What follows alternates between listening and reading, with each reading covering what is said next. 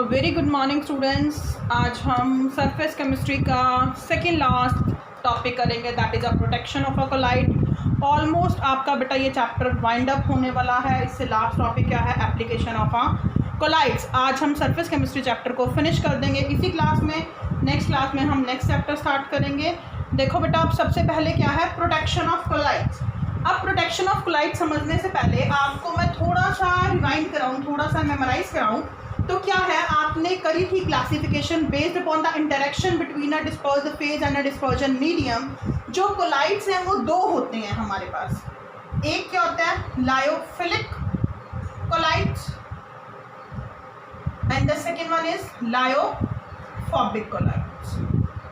थोड़ी सी इसकी डेफिनेशन बेटा, जो प्रोटेक्शन में एक गोल्ड नंबर की डेफिनेशन है वो थोड़ी सी कॉम्प्लिकेटेड है, तो मैं आपको बहुत ही इजी वे से समझा रही हूँ कि गोल्ड नंबर होता क्या है, कैसे हम कोलाइड्स की प्रोटेक्शन कर सकते हैं। ये करने से पहले देखो बेटा, हमें पता है कोलाइड्स दो तरह के होते हैं, एक लायोफिलिक और एक लायोफोबिक। अगर मैं लायोफिलिक कोलाइड की बात करूँ, मैंने कहा कि एक बीकर है, इस बीकर में आपके पास लायोफिलिक कोलाइड्स हैं। तो लायोफिलिक कोलाइड्स आपको पता है, आपने डिफरेंस करा था, वो क्या होते हैं, स्टेबल। क्यों स्टेबल होते हैं? क्योंकि लायोफिलिक कोलाइड्स क्या होते हैं, they are inorganic colloids. Inorganic substance से मिलके बनते हैं। जैसे अगर मैं इनऑर्गेनिक सब्सटेंस की बात करूं, गोल्ड हो गया, आपके पास सिल्वर हो गया, प्लैटिनम हो गया, ये सारे क्या हैं, इनऑर्गेनिक सब्सटेंस हैं। अगर मैं दूसरी साइड लायोफोबिक कोलाइड्स की बात करूं, तो लायोफोबिक कोलाइड्स क्या होते हैं, वो अनस्टेबल होते हैं। और किससे मिलके बनते हैं, they are of a organic substance. Clear है बेटा इतना? उसके बाद जो लायोफिलिक सब्सटेंस स्टेबल होते हैं, क्यों स्टेबल होते हैं? क्योंकि ये कोगुलेशन के प्रोसेस को शो नहीं करते। इसमें पार्टिकल का साइज 1 to 1000 नैनोमीटर के बीच में होता है। लायोफोबिक कोलाइड्स क्या होते हैं, अनस्टेबल होते हैं, ये ऑर्गेनिक सब्सटेंस से मिलके बनते हैं और ये एग्रीगेट होके कोगुलेशन की प्रॉपर्टी को शो करते हैं। देखो आपने करा था, अगर हम इसमें इलेक्ट्रोलाइट ऐड करते हैं, अगर हम लायोफिलिक कोलाइड्स में इलेक्ट्रोलाइट ऐड करते हैं, जैसे फॉर एग्जांपल मैं NaCl एक इलेक्ट्रोलाइट है, वो इसमें ऐड करती हूँ, तो इस पे लायोफिलिक कोलाइड पे कोई भी इफेक्ट नहीं होता। क्यों इफेक्ट नहीं होता? क्योंकि लायोफिलिक कोलाइड क्या है, स्टेबल। बट जब मैं लायोफोबिक कोलाइड्स में इलेक्ट्रोलाइट को ऐड करती हूँ, सेम एग्जांपल ले रही हूँ, लेट्स सपोज NaCl को ही ऐड कर रही हूँ, तो लायोफोबिक कोलाइड्स अनस्टेबल होते हैं। तो लायोफोबिक कोलाइड्स में क्या होना शुरू हो जाता है, कोगुलेशन। कोगुलेशन मैंने आपको बताया था कि जब कोलाइडल पार्टिकल्स आपस में मिलके एग्रीगेट होके एक लार्ज साइज का मॉलिक्यूल बनाते हैं, तो वो नीचे सेटल डाउन हो जाते हैं, कोगुलेशन होना शुरू हो जाते हैं, या फिर हम क्या कह सकते हैं, प्रेसिपिटेट बनने शुरू हो जाते हैं। तो इसको प्रोटेक्ट करने के लिए कि लायोफोबिक कोलाइड्स की कोगुलेशन ना हो, मैंने क्या बोला कि अगर लायोफोबिक कोलाइड्स में इलेक्ट्रोलाइट ऐड करते हैं तो कोगुलेशन का प्रोसेस होता है। लायोफोबिक कोलाइड्स में जो कोलाइडल पार्टिकल्स हैं वो इकट्ठे होकर नीचे सेटल डाउन हो जाते हैं इन the form of a PPT। तो लायोफोबिक कोलाइड्स की कोगुलेशन ना हो, इसी वजह से हम लायोफोबिक कोलाइड्स की प्रोटेक्शन करते हैं। क्लियर है बेटा? प्रोटेक्शन ऑफ कोलाइड्स, अगर हमसे पूछा जाए कि हम किसकी प्रोटेक्शन करते हैं, हम लायोफोबिक कोलाइड की प्रोटेक्शन करते हैं। किस लिए प्रोटेक्शन करते हैं? कि लायोफोबिक कोलाइड्स में इलेक्ट्रोलाइट ऐड करने से कोगुलेशन ना हो। क्लियर है? तो the protection of lyophobic colloids to avoid the coagulation is called a protection of colloids. Clear है बेटा? बहुत सिंपल सी बात है, हमने किसको प्रोटेक्ट करना है, लायोफोबिक कोलाइड्स को प्रोटेक्ट करना है ताकि उसकी कोगुलेशन ना हो। इसको हम क्या बोलते हैं, protection of a colloids. Clear है बेटा? अब बात ये आती है कि हम उस लायोफोबिक कोलाइड्स की प्रोटेक्शन करते कैसे हैं। ठीक है बेटा, अब आपको ये तो पता चल गया कि प्रोटेक्शन का मतलब क्या है, हमने किसको प्रोटेक्ट करना है, लायोफोबिक को प्रोटेक्ट करना है। क्यों? ताकि उसकी कोगुलेशन ना हो, वो अनस्टेबल होता है। अब किससे करनी है हमने protection, second thing is that. देखो क्या है, किससे करनी है हमने उसकी प्रोटेक्शन, लायोफिलिक कोलाइड से करनी है। किससे करनी है बेटा, लायोफिलिक से। तो क्या हुआ, वी कैन प्रोटेक्ट, किसको प्रोटेक्ट कर रहे हैं, लायोफोबिक कोलाइड्स। किससे कर रहे हैं, with lyophilic colloid is called gold number. समझ आइए बेटा, इसकी डेफिनेशन मैं आपने बताऊंगी। गोल्ड नंबर हुआ क्या, गोल्ड नंबर लायोफिलिक कोलाइड्स का अमाउंट है कि हमने लायोफिलिक कोलाइड्स को लायोफोबिक कोलाइड्स के अंदर कितना ऐड करना है कि लायोफोबिक कोलाइड्स की कोगुलेशन ना हो, ताकि लायोफोबिक कोलाइड्स प्रोटेक्ट हो जाए, उसको हम क्या बोलते हैं, गोल्ड नंबर। तो गोल्ड नंबर में हमारे पास जो लायोफिलिक कोलाइड्स हैं वो अलग अलग होंगे, उनके नाम अलग अलग है और उनका अमाउंट भी अलग अलग होगा, जिसको हम क्या बोल देते हैं, protective action of a lyophilic colloids. समझ आया बेटा, मैंने क्या कहा कि हम क्या करते हैं, गोल्ड नंबर क्या है, गोल्ड नंबर अमाउंट है, किसका अमाउंट है, लायोफिलिक कोलाइड्स का, कि हमने कितना अमाउंट लायोफिलिक कोलाइड्स को लायोफोबिक कोलाइड्स में ऐड करेंगे ताकि उसकी कोगुलेशन ना हो, उसको हम क्या बोलते हैं, गोल्ड नंबर। अब देखो गोल्ड नंबर की डेफिनेशन क्या है। अब देखो बेटा गोल्ड नंबर क्या है, बहुत ही इजी वे से बता रहे हो। देखो जैसे हमारे पास क्या है, हमने 10 ml क्या लिया, गोल्ड सोल लिया, जो क्या है, लायोफोबिक। ध्यान से देखना बेटा, जो क्या है, लायोफोबिक इन नेचर। अब हम इस 10 ml गोल्ड सोल में हम क्या डाल रहे हैं, इलेक्ट्रोलाइट। कौन सा इलेक्ट्रोलाइट डाल रहे हैं, 10 ml ऑफ 1% NaCl। क्या डाल रहे हैं, 10 ml of 1% NaCl, sorry 1 ml, not 10%, 10 ml, 1 ml। 1% का मतलब क्या हुआ बेटा, परसेंटेज का मतलब क्या है, आपको पता है NaCl कैसे बनाएंगे हमने 1% बनाना है, तो 1% का मतलब क्या हुआ कि परसेंटेज का मतलब 100 है और 1 का मतलब 1, यानी कि 1 ग्राम इन अ 100 ग्राम, यानी कि अगर हम 1 ग्राम NaCl को 100 ग्राम वाटर में डिसॉल्व करेंगे तो हमारे पास क्या बन जाएगा, 10% सोल्यूशन बन जाएगा। किसका सोल्यूशन बन जाएगा, इलेक्ट्रोलाइट का। अगर मैं 1% कहती हूँ तो 1 ग्राम इन अ 100 ग्राम। ऐसे ही हम क्या ऐड करते हैं, इसमें 10% ऐड करते हैं। तो 10% NaCl का मतलब क्या हुआ, 10% सोल्यूशन NaCl का कैसे बनाओगे, 10 gram of NaCl in how much percentage है ना, इन 90 ग्राम ऑफ वाटर। तो 90 + 10 टोटल क्या हो गया, 100। तो हमारे पास क्या बन गया, 100% सोल्यूशन बन गया। जितने भी बेटा, ये आपने न्यूमेरिकल में भी करा था सोल्यूशन में, परसेंटेज मीन्स क्या होता है, 100। ये मास बाय मास परसेंटेज है, या फिर आप वॉल्यूम बाय वॉल्यूम परसेंटेज भी ले सकते हो। क्या फॉर्मूला किया था आपने, mass of the solute divided by mass of the solution. Clear है। तो अगर हमने 10% NaCl बनाना, कैसे बनाओगे, 10 ग्राम NaCl in 90 gram of a water, तो क्या बन जाएगा, 10% सोल्यूशन। उस 10% NaCl सोल्यूशन का कितना लेना है हमने बेटा, कितने लेना है, 1 ml लेना है। हमने गोल्ड सोल कितना लिया था, 10 ml लिया था, जो क्या था, लायोफोबिक। अब आपको पता है बेटा, मैं अभी बता के हटी हूँ कि अगर हम गोल्ड सोल लायोफोबिक है, इसमें इलेक्ट्रोलाइट ऐड करते हैं, जब हमने इलेक्ट्रोलाइट ऐड करा तो इस लायोफोबिक सोल की क्या होगी, कोगुलेशन टेक प्लेस। अब हम क्या चाहते हैं, हम चाहते हैं कि इसकी कोगुलेशन ना हो, लायोफोबिक कोलाइड्स प्रोटेक्ट हो जाए। तो उसके लिए हमें इसमें क्या ऐड करना पड़ेगा, लायोफिलिक कोलाइड्स। तो लायोफिलिक कोलाइड्स क्या हुआ, प्रोटेक्टिव कोलाइड हुआ, प्रोटेक्शन प्रोवाइड कर रहा है किसको, लायोफोबिक क्लोराइड्स को। लायोफिलिक कोलाइड ऐड करने से क्या हुआ, नो कोगुलेशन टेक प्लेस।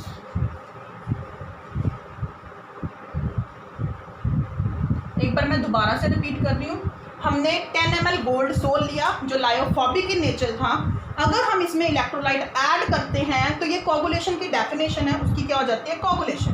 तो इसको बचाने के लिए हमें क्या ऐड करना पड़ेगा, लायोफिलिक कोलाइड्स ऐड करना पड़ेगा, जिसको हम क्या बोल देते हैं, गोल्ड नंबर। यानी कि लायोफिलिक कोलाइड्स अलग अलग केमिकल का अलग अलग होता है, जिसको अगर हम लायोफोबिक सोल में डालते हैं तो उसकी कोगुलेशन नहीं होती और लायोफोबिक कोलाइड्स क्या हो जाता है, प्रोटेक्ट। जैसे अगर मैं इस सोल्यूशन को में जिलेटिन ऐड करती हूँ, अगर मैंने लायोफिलिक कोलाइड्स की बात करी, मैंने कहा अगर लायोफिलिक कोलाइड्स कौन कौन से हो सकते हैं, बात ये है कुछ भी हो सकता है, वो जेलेटिन भी हो सकता है, सेजिन भी हो सकता है, हीमोग्लोबिन भी हो सकता है, एल्ब्यूमिन भी हो सकता है, गम भी हो सकता है, स्टार्च भी हो सकता है। तो हमें इसे 10 ml गोल्ड सोल को प्रोटेक्ट करने के लिए अगर मैं कहूँ जेलेटिन डालना है तो कितना डालना पड़ेगा, 0.005 टू 0.001 के बीच में। अगर मैं कहती हूँ गोल्ड को मैंने प्रोटेक्ट करना है हीमोग्लोबिन से तो कितना डालना पड़ेगा, 0.03 से 0.07 के बीच में डालना पड़ेगा, जिससे वो गोल्ड सोल की कोगुलेशन नहीं होगी। अगर मैं स्टार्च की बात करूँ तो स्टार्च भी क्या है, एक लायोफिलिक कोलाइड्स है। तो इस सोल्यूशन में कितना स्टार्च डालना पड़ेगा बेटा, 20 to 25% डालना पड़ेगा, तब गोल्ड सोल की प्रोटेक्शन नहीं होगी। तो ये मैंने कुछ आपको लायोफिलिक कोलाइड्स के नाम बताए हैं, इनका कितना अमाउंट चाहिए। अगर मैं अब आपसे पूछूं बेटा कि इसमें सबसे ज़्यादा लायोफिलिक कोलाइड्स में से प्रोटेक्टिव एक्शन किसका है, किसका है प्रोटेक्टिव एक्शन, आप बताओ, सोच के देखो। हमें जेलेटिन डालना पड़ रहा है 0.005 और से 0.01 के बीच में, स्टार्च डालना पड़ रहा है हमें 20 से 25%। तो किसकी प्रोटेक्शन ज़्यादा हुई, जो हमें कम डालना पड़ रहा। अगर मैं बात करूँ, मेरे को सिर्फ ये थोड़ा सा चाहिए जेलेटिन, ये थोड़ा सा जेलेटिन क्या करेगा, लायोफोबिक कोलाइड्स को क्या कर देगा, प्रोटेक्ट कर देगा। अगर मैं स्टार्च की बात करूँ तो मेरे को स्टार्च कितना डालना पड़ेगा, 20 से 25% डालना पड़ेगा। तो ये क्या हो, मतलब ज़्यादा डालना पड़ेगा। तो क्यों ज़्यादा डालना पड़ रहा है, क्योंकि इसकी प्रोटेक्शन कम है। तो हम प्रोटेक्टिव एक्शन को कोरिलेट कर सकते हैं गोल्ड नंबर से। कैसे कोरिलेट होगा बेटा वो, तो हम कह सकते हैं बेटा, smaller the gold number. Gold number है क्या एक्चुअल में, इट इज द अमाउंट, मैं यहाँ पे लिख रही हूँ आपकी कंफ्यूजन ना हो आपको, अमाउंट ऑफ लायोफिलिक कोलाइड्स, ठीक है। Smaller the gold number and greater is the protection. अगर मैं बात करूं जेलेटिन की, तो जेलेटिन की प्रोटेक्शन सबसे क्या होगी, सबसे हाई। क्यों, क्योंकि इसका सबसे स्मॉल अमाउंट है, और इसकी प्रोटेक्शन क्या आएगी, सबसे लो।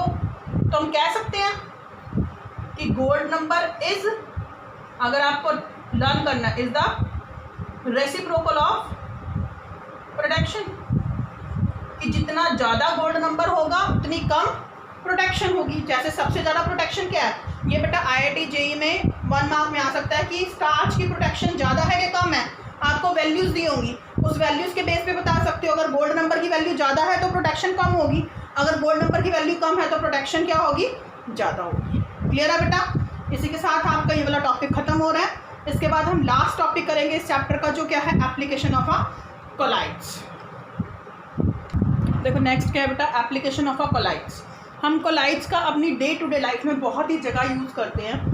क्या है, these are the applications of a colloid. जैसे first one is the precipitation of a smoke, second is the purification of drinking water, third is the formation of a delta, then in a rubber industries, curdling of a milk, coagulation of a blood, cleansing action of a soap, and sky appear a blue. Second last is the sewage disposable, and the last one is the medicine. तो आप देखो कि collides का हम बहुत ही जगह use कर सकते हैं। अब हम कैसे यूज़ कर सकते हैं कोलाइड्स का इन एप्लीकेशंस के ऊपर, जिसको हम 1 by 1 डिस्कस करेंगे। अगर हम सबसे फर्स्ट एप्लीकेशन की बात करें, that is a precipitation of a smoke. अब आपको पता है स्मोक क्या होती है। अब एयर में जब कार्बन के पार्टिकल्स मिले हों, उसको हम क्या बोल देते हैं, स्मोक, जो हम क्या कहते हैं, धुआं है। किसी भी इंडस्ट्रीज की चिमनी में से जब स्मोक निकलता है और वो स्मोक एयर में जाता है, तो वो क्या कॉज करता है, पॉल्यूशन, और जो क्या है हमारे लिए बहुत ही हार्मफुल है। अगर हम बात करें एयर में जो कार्बन पार्टिकल्स हैं, उनके ऊपर कौन सा चार्ज होता है, नेगेटिव चार्ज। ये चार्ज बेटा आपको याद करने पड़ेंगे। अगर हम इस पॉल्यूटेड एयर को या फिर स्मोक को हमारे पास एक इंस्ट्रूमेंट, एक अपरेटस होता है जिसको हम क्या बोलते हैं, कोटर प्रेसिपिटेटर। इसमें से पास आउट करते हैं। कोटर प्रेसिपिटेटर क्या है, देखो क्या हुआ बेटा इसमें, जैसे देखो स्मोक है, ये हमारे पास कोटर प्रेसिपिटेटर है, यहाँ से स्मोक किया। स्मोक में क्या है बेटा, एयर प्लस कार्बन। कार्बन पे आपको मैंने बताया क्या चार्ज होता है, नेगेटिवली चार्ज। जब वो इस मशीन के अंदर गया तो इस मशीन के सेंटर में समझो कि आयरन की बॉल है। अब आपको पता है कि आयरन की बॉल, आयरन पे क्या चार्ज होता है, पॉजिटिव चार्ज। तो जब वो इसके अंदर गया धुआं, तो जो नेगेटिव था कार्बन कंटेंट का, वो इस पॉजिटिव के साथ मिलके क्या हो जाएगी, चार्ज की न्यूट्रलाइजेशन हो जाएगी, न्यूट्रल हो जाएगा। जब वो न्यूट्रल हो जाएगा, या फिर हम कह सकते हैं कि क्या हो जाएगा, कोगुलेशन हो जाएगी। जब न्यूट्रलाइजेशन ऑफ अ चार्ज होती है तो कोगुलेशन होता है, जिसके पार्टिकल आपस में एक दूसरे से मिलके क्या हो जाते हैं, एग्रीगेट हो गए, बड़े पार्टिकल्स बना लेते हैं। जब न्यूट्रलाइजेशन ऑफ द चार्ज होगी तो वो चार्ज क्या होगी, हैवी होगी। वो हैवी होके कार्बन के पार्टिकल्स यहीं पे इकट्ठे होना शुरू हो जाते हैं, वो नीचे गिरना शुरू हो जाते हैं। तो अब यहाँ से जो क्या रहेगी, अगर कार्बन के पार्टिकल्स की न्यूट्रलाइजेशन होके वो इस मशीन में नीचे इकट्ठे हो जा रहे हैं, तो खाली एयर रहेगी। तो वो जो एयर थी फ्री फ्रॉम कार्बन, वो दूसरी साइड से एग्जिट सिस्टम से बाहर निकल जाती है और जो इन्वायरमेंट में जाके पोल्यूशन कॉज नहीं करती। क्यों, क्योंकि इसमें क्या है, कार्बन का कंटेंट कम है। क्लियर है बेटा। तो ऐसे हम स्मोक की क्या कर सकते हैं, प्रेसिपिटेशन कर सकते हैं, जिसको हम लेस हार्मफुल बना के इन्वायरमेंट में रिलीज कर सकते हैं। तो बात ये आती है कि यहाँ पे कोलाइड्स का क्या यूज हुआ, यहाँ पे जो प्रोसेस हुआ वो क्या हुआ, कोगुलेशन का प्रोसेस हुआ, जो क्या है, एक कोलाइड्स की प्रॉपर्टी है, इलेक्ट्रिकल प्रॉपर्टी है। अब सेकंड देखो बेटा, सेकंड क्या है, purification of a drinking water. Purification of drinking water में क्या है, अगर हम ड्रिंकिंग वाटर की बात करें बेटा, ड्रिंकिंग वाटर में क्या है, water plus dust plus mud, या फिर और भी हम कह सकते हैं केमिकल्स हो सकते हैं, जो किसका काम कर रहे हैं, इम्प्योरिटी का काम कर रहे हैं। और उन सब के ऊपर कौन सा चार्ज होता है, नेगेटिव चार्ज होता है। तो अगर हम उस ड्रिंकिंग वाटर में या तो एलम ऐड करें, एलम क्या है बेटा, फिटकरी, जो किसका कंपोनेंट है, हम बोल सकते हैं एल्यूमिनियम का कंपोनेंट है। अब एल्यूमिनियम पे आपको पता है क्या होता है, 3 पॉजिटिव चार्ज होता है। तो हम जब इलेक्ट्रिक फील्ड अप्लाई करते हैं तो क्या हो जाती है, न्यूट्रलाइजेशन ऑफ चार्ज। और जब न्यूट्रलाइजेशन ऑफ अ चार्ज हो जाएगी तो जो इम्प्योर ड्रिंकिंग वाटर था वो किस में चेंज हो जाएगा, प्योर ड्रिंकिंग वाटर, जो किससे है, फ्री फ्रॉम इम्प्योरिटी है। तो हम उस वाटर को यूज कर सकते हैं फॉर अ ड्रिंकिंग पर्पस, या तो हम उसकी न्यूट्रलाइजेशन कर देंगे without by adding a alum, या फिर अगर हम इलेक्ट्रिक फील्ड अप्लाई करेंगे तो इलेक्ट्रिक फील्ड पर क्या होगा, पॉजिटिव भी होता है नेगेटिव भी होता है। तो अगर पॉजिटिव चार्ज है तो इन पे नेगेटिव चार्ज है, तो ये नेगेटिव पॉजिटिव चार्ज के साथ मिलकर क्या कर देंगे, उनकी न्यूट्रलाइजेशन कर देंगे, जिससे हमारे पास ये सारी इम्प्योरिटीज उसी इलेक्ट्रोड पे चिपकनी शुरू हो जाएंगी। उसी इलेक्ट्रोड पे चिपकेंगी तो खाली क्या बच जाएगा, पानी, और वो पानी क्या है, फ्री फ्रॉम इम्प्योरिटी, जिसको हम यूज कर सकते हैं for a drinking purpose. And the third one is the formation of a delta. अब डेल्टा कहाँ पे बनता है बेटा, जहां पे रिवर, जिस पॉइंट पे रिवर सी वाटर के साथ जुड़ती है वहां पर किसकी फॉर्मेशन होती है, फॉर्मेशन ऑफ डेल्टा। अब बात ये आती है कि डेल्टा बनता क्या है, कैसे है। अगर हम रिवर वाटर की बात करें तो रिवर वाटर में क्या है आपके पास, वही मैंने अभी बताया, वाटर भी है, मड भी है, सैंड भी है, बहुत सारी चीजें हैं। अभी आपको मैंने प्योरिफिकेशन ऑफ ड्रिंकिंग वाटर में बताया, उन सब पे क्या चार्ज होता है, नेगेटिव चार्ज होता है। और अगर हम सी वाटर की बात करें तो आपको पता है सी वाटर में क्या होता है, sea water is the rich source of a sodium chloride. जो सोडियम क्लोराइड क्या है, एक इलेक्ट्रोलाइट है। जब हमने इलेक्ट्रोलाइट को उस, अगर हम समझे कि ये नेगेटिवली चार्ज है तो ये एक तरह से क्या हुए, कोलाइडल पार्टिकल्स हुए। अगर हम उन कोलाइडल पार्टिकल्स के अंदर इलेक्ट्रोलाइट को ऐड करते हैं तो क्या हो जाएगी, कोगुलेशन। कोगुलेशन मतलब प्रेसिपिटेशन हो जाएगी। जब प्रेसिपिटेशन हो जाएगी तो वो जो पार्टिकल्स हैं कोलाइडल पार्टिकल्स वो नीचे सेटल डाउन हो जाएंगे, और जब वो नीचे सेटल डाउन हो जाएंगे जहां पे वो इकट्ठे बैठ जाते हैं तो वहां पर किसकी फॉर्मेशन हो जाती है? डेल्टा की फॉर्मेशन। डेल्टा की फॉर्मेशन क्या? We can say it is a heap of a dust और mud particles at the junction of a river and sea. जहां पे नदी और समुद्र का पानी मिल रहा है उस पॉइंट पे बहुत ज़्यादा हमारे पास रेत मिट्टी इकट्ठा होकर बहुत ही बड़ा हीप बना लेती है और पानी उसके ऊपर से ओवरफ्लो होके जाता है, जिसको हम क्या बोलते हैं? डेल्टा। और वो कैसे बनता है? By the process of a coagulation. उसमें प्रेसिपिटेट बन जाते हैं और वो उसी पॉइंट पे क्या हो जाते हैं? नीचे सेटल डाउन होने शुरू हो जाते हैं। Next is the in a rubber industries. अब रबर इंडस्ट्रीज में देखो हमारे पास, हमें पता है कि जो रबर है, रबर हमें कहाँ से मिलता है? प्लांट से। प्लांट का जो मिल्क सेक्रीशन होता है, उस मिल्क सेक्रीशन को जिससे रबर बनता है हम क्या बोलते हैं? लैटेक्स। और वो जो लैटेक्स है, लैटेक्स पर क्या चार्ज होता है?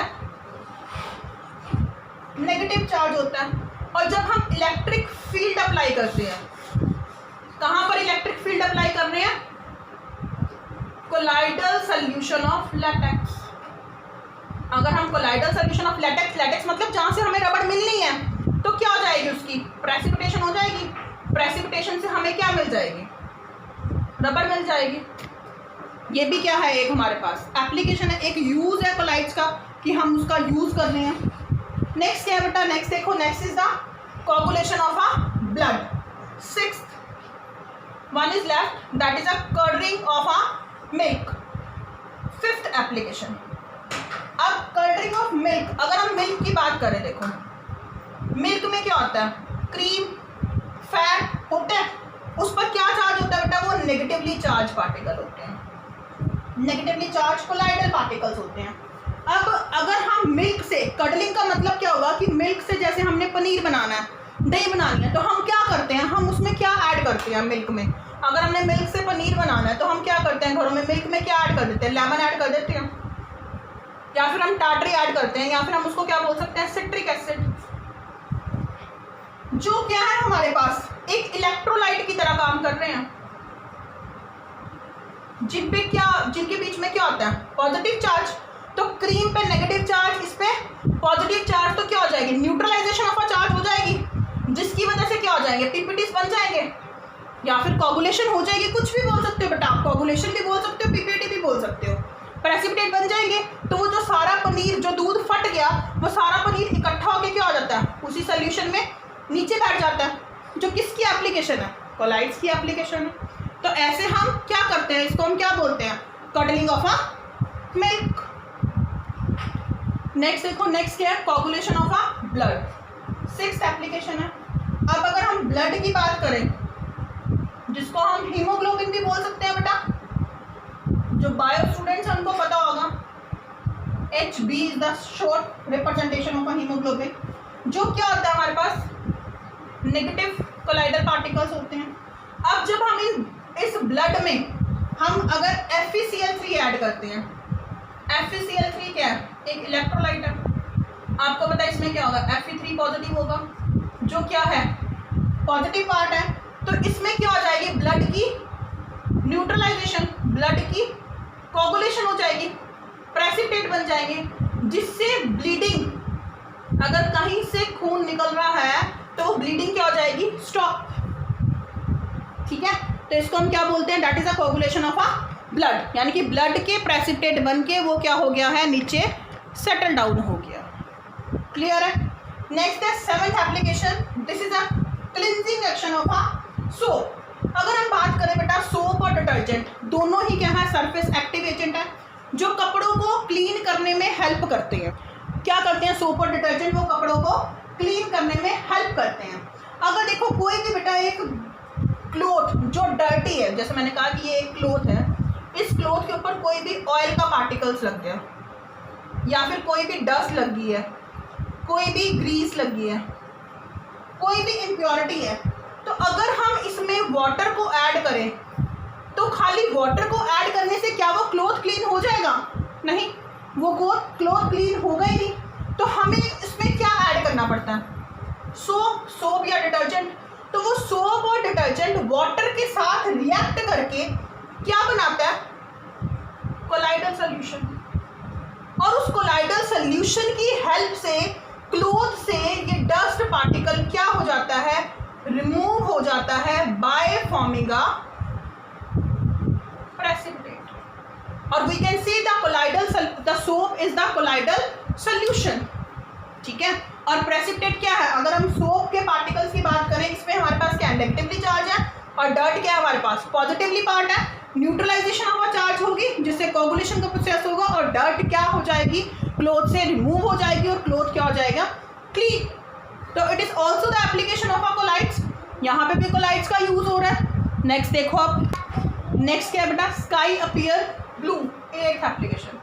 अब आसमान हमें नीला क्यों नजर आता है? अगर हम समुद्र के पानी की या सी वाटर की बात करो, वो भी आपको ब्लू नजर आता है। जैसे आप बेटा अब तो नहीं, छोटी क्लासों में अगर हम ड्राइंग करते थे तो कहीं पे भी हम पानी बनाते थे तो हम उसमें क्या करते थे? ब्लू कलर करते थे। तो हमें वैसे तो विजिबल नहीं होता, अगर हम अपनी आंखों से देखें कि जो सी वाटर है या सिंपल वाटर है, it is a blue in colour. अगर हम स्काई की बात करें तो स्काई हमेशा हमें ब्लू नहीं नजर आता। हम पूछते हैं कि what is the colour of a sky? छोटे होते हुए हमारे टीचर्स हमें सिखाते हैं it is sky blue. Sky blue मतलब थोड़ा सा नीला होता है। वो क्यों होता है? स्काई का कलर ब्लू क्यों होता है? अब अभी तक आपने जितनी भी एप्लीकेशंस करी है बेटा 1 to 7, उन सब में मैं कोगुलेशन की बात कर रही थी, सब में प्रेसिपिटेशन की बात कर रही थी। But sky appears a blue और सी वाटर अपीयर अ ब्लू, ये कोगुलेशन बेस्ड नहीं है। इसमें क्या होता है? स्काई जब हमें ब्लू कलर का नजर आता है वो किसकी वजह से आता है? Due to the scattering of light. कि जब सन की रेडिएशन स्काई पे पड़ती है तो उसमें 7 कलर की लाइट होती है और सबसे ज्यादा वो कौन से कलर की लाइट को स्कैटर करता है? ब्लू कलर की लाइट को स्कैटर करता है। इसी वजह से हमें स्काई क्या नजर आता है? ब्लू। तो जो sky appears a blue due to scattering of light, या फिर जिसको हम क्या बोल सकते हैं? टेंडल इफेक्ट। ये क्वेश्चन आ जाता है बेटा, बहुत बार एग्जाम में आ सकता है। ये सारी एप्लीकेशंस बहुत ही इंपॉर्टेंट है। IIT जेई के एग्जाम में बहुत पूछी जाती हैं कि ये वाली एप्लीकेशन किस पर बेस्ड है। 1 मार्क्स में आ जाता है, ऑप्शन दिए होते हैं। तो हमें स्काई ब्लू क्यों नजर आता है बेटा? स्कैटरिंग ऑफ लाइट की वजह से। क्लियर है? अब सेकेंड लास्ट क्या आपके पास? Sewage disposable. सीवेज डिस्पोजेबल क्या है? कि जो सीवेज वाटर है, सीवेज वाटर मतलब जो ड्रेनेज सिस्टम है हमारे घरों का या फिर जो नालियाँ हैं, उनका जो पानी है उस पानी में से इम्प्योरिटीज को रिमूव करना, जिसको हम क्या बोल देते हैं? Sewage disposable. अगर हम बात करें बेटा सीवेज वाटर की, सीवेज वाटर क्या हुआ? गंदा पानी जिसमें क्या है? इम्प्योरिटीज। वो कैसी इम्प्योरिटीज है? डस्ट, मड, कुछ भी हो सकती है। आपको शुरू में मैंने इसमें भी purification of drinking water, formation of delta में भी बताया कि जो भी इम्प्योरिटीज हैं वो सारी क्या होती हैं? नेगेटिवली चार्ज होती हैं। अब अगर हम इलेक्ट्रिक फील्ड उस सीवेज वाटर के ऊपर इलेक्ट्रिक फील्ड अप्लाई करते हैं तो आपको पता है इलेक्ट्रिक फील्ड में एक पॉजिटिव चार्ज भी होता है और एक नेगेटिव इलेक्ट्रोड्स भी होती है। जो पॉजिटिव इलेक्ट्रोड्स है वो सारे डस्ट पार्टिकल्स को अपनी इलेक्ट्रोड के ऊपर चिपका लेती है, सरफेस पे जोड़ लेती है, जिसकी वजह से जो सारी इम्प्योरिटीज है वो किस पे सेटल हो गई हैं? Settle at positive electrode. और जो डस्ट, जो इम्प्योरिटीज थी, इम्प्योरिटी फ्रॉम सीवेज वाटर, वो क्या होगी? Is removed. क्लियर है बेटा? बहुत ही इजी एप्लीकेशन है इसकी। अब लास्ट इसकी एप्लीकेशन है मेडिसिन। अब इसकी लास्ट एप्लीकेशन है बेटा मेडिसिन। अब आपको पता है हम मोस्टली जो मेडिसिन है उसको हम क्या करते हैं? पानी में घोल के लेते हैं या पानी के साथ लेते हैं। कई बार कुछ मेडिसिन ऐसी होती हैं they are insoluble in water, वो पानी में नहीं घुलती। और जब वो पानी में नहीं घुलती तो उनका कौन सा सोल्यूशन बनाया जाता है? Colloidal form. Colloidal form of a medicine is form, जिसकी वजह से उसकी डिस्पर्शन अच्छी तरह से हो जाती है और वो मेडिसिन अपना एक्शन शो कर देती है। जैसे अगर मैं एग्जांपल करूं, आर्जिरोल। आर्जिरोल क्या है? एक सिल्वर सोल है, एक सिल्वर का सोल है जो आंखों में डाला जाता है, as a eye lotion work करता है।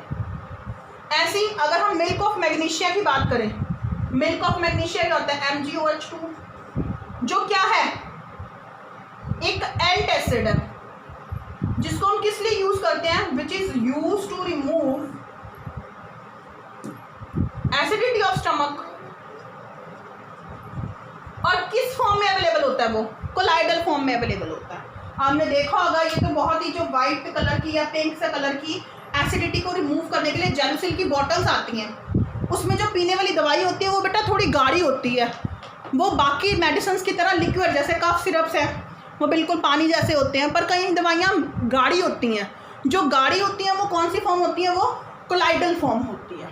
तो हम मेडिसिन भी बहुत सारी मेडिसिन हैं जो कोलाइडल फॉर्म में अवेलेबल होती है। जैसे हम गोल्ड सोल के सोल्यूशन की बात करें, उसको हम इंट्रामस्कुलर इंजेक्शंस की फॉर्म में यूज़ करते हैं, वो भी कोलाइडल फॉर्म में है। अगर हम कोलाइडल सोल्यूशन ऑफ एंटीमनी की बात करें, जिसको हम यूज़ करते हैं for treating a kala-azar fever, it's a one type of a fever which is cured by a antimony colloids. तो these are all available in the form of a colloids in the market use to treat the disease. तो ये सारी क्या थी बेटा, applications of a collides. तो बहुत सारी चीज़ें कोलाइड्स की फॉर्म में भी अवेलेबल होती हैं और कोलाइड्स की एप्लीकेशन के ऊपर भी बेस्ड होती हैं। जो मोस्ट वेबली है बेटा, अगर मैं आपको बहुत ही सिंपल ईजी ट्रिक बताऊं इन एप्लीकेशंस को याद करने की, तो you have to learn the name of these applications, और these all are application based on a coagulation except sky appear blue. सिर्फ स्काई अपीयर ब्लू को छोड़ के बाकी सारी एप्लीकेशंस कोगुलेशन के ऊपर बेस्ड है। This is a very simple trick to memorize all the applications of a colloids. और कोगुलेशन की डेफिनेशन आप लर्न कर सके हो, कोगुलेशन का प्रोसेस आप लर्न कर सके हो, वही हर एक एप्लीकेशन में लिख दोगे। जो भी एप्लीकेशंस के नाम है बेटा, बहुत ही ईजी ट्रिक है, बहुत ही ईजी वे है। उन सारी एप्लीकेशंस पर आपने क्या कंसिडर करना है, नेगेटिव चार्ज कंसिडर करना है। Whether I am talking about a precipitation of a smoke, purification of a drinking water, जो भी स्टार्टिंग में चीज़ है इन एप्लीकेशन के नाम के बेस के ऊपर, वो सब नेगेटिव है। सब में क्या अप्लाई कर दो, इलेक्ट्रिक फील्ड अप्लाई कर दो, पॉजिटिव अप्लाई कर दो, न्यूट्रलाइजेशन हो जाएगी और कोगुलेशन हो जाएगी। That is the main point. Clear है बेटा? Except sky appear a blue, rest of the applications of a colloids based upon a coagulations. I think by these simple tricks you can learn these application by a easy way. After that, if you are having any doubt in any topic, you can ask, like and comment. In a next video I will start with the next chapter. I hope you are enjoy the session or you will get full knowledge from that video. Thank you and have a nice day.